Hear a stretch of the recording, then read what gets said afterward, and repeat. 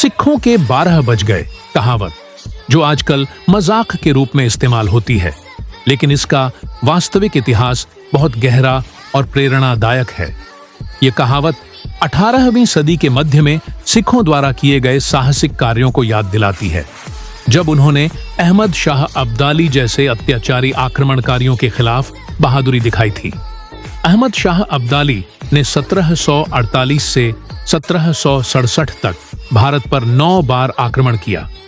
उसका उद्देश्य था भारत की संपत्ति और संसाधनों को लूटना और भारतीयों को नष्ट करना।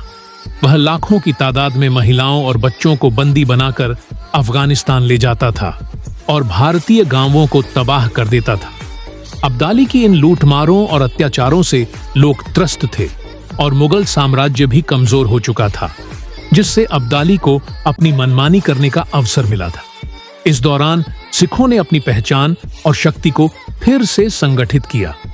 उन्होंने छोटे छोटे समूहों में बंटकर खुद को मजबूत किया, जिन्हें मिसलें कहा जाता था। इन मिसलों ने अब्दाली की सेनाओं के खिलाफ गुरिल्ला युद्ध की रणनीति अपनाई। सिखों ने छापामार हमले किए, जिससे वे दुश्मन को न केवल नुकसान पहुंचाते बल्कि उनके मनोबल को भी कमजोर कर देते। सिखों की इन साहसिक कार्रवाइयों में सबसे प्रसिद्ध और प्रभावी थे रात 12 बजे के हमले। जब अब्दाली अपनी सेना के साथ भारत से लूटपाट करके लौटता था, तो वह बड़ी संख्या में बंदी महिलाओं और बच्चों को अपने साथ ले जाता था। रात के समय जब लोग सो रहे होते थे और सुरक्षा कमजोर होती थी, सिख योद्धा रात 12 बजे अचानक हमला करते थे। उनका उद्देश्य था बंदियों को आजाद कराना और लूटा गया सामान वापस लेना। यह हमला बार बार होता था और इतना प्रभावी था कि अब्दाली की सेना रात के 12 बजे का नाम सुनते ही डरने लगती थी। यह हमले इतने डरावने थे कि अब्दाली और उसकी सेना को रात 12 बजे का समय एक बुरा सपना सा लगता था। इस दौर में सिखों के प्रमुख नेता थे। 1. जस्सा सिंह आहलूवालिया सबसे प्रसिद्ध सिख नेता थे, जिनके नेतृत्व में सिखों ने कई बार अब्दाली की सेनाओं पर हमले किए। पानीपत की तीसरी लड़ाई 1761 के बाद जब अब्दाली भारत लौट रहा था, तब सिखों ने उस पर हमला किया और हजारों महिलाओं को छुड़ाया।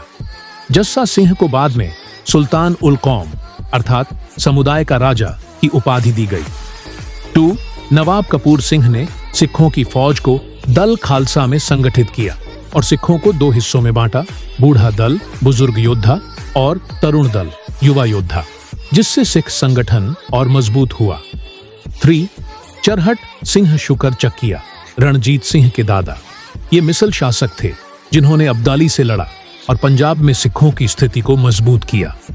सिखों के इन लगातार हमलों का असर ये हुआ कि अब्दाली को बार बार अपनी सेना को बचाकर भागना पड़ता था। सिखों के हमलों ने उसकी ताकत और मनोबल को कमजोर कर दिया। कई बार सिखों ने बंदी महिलाओं और बच्चों को छुड़ाया और सम्मान के साथ उन्हें उनके घरों तक पहुंचाया।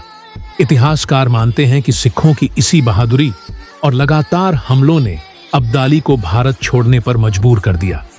सिखों के 12 बज गए असल में उन रात के हमलों की याद है, जब सिख दुश्मन के दिल में खौफ भरने के लिए अचानक हमला करते थे।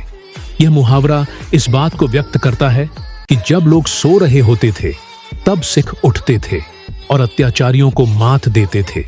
यह कहावत सिखों के 12 बज गए मजाक में कही जाती है, लेकिन इस कहावत को मजाक के रूप में नहीं बल्कि एक सम्मान के रूप में लिया जाना चाहिए।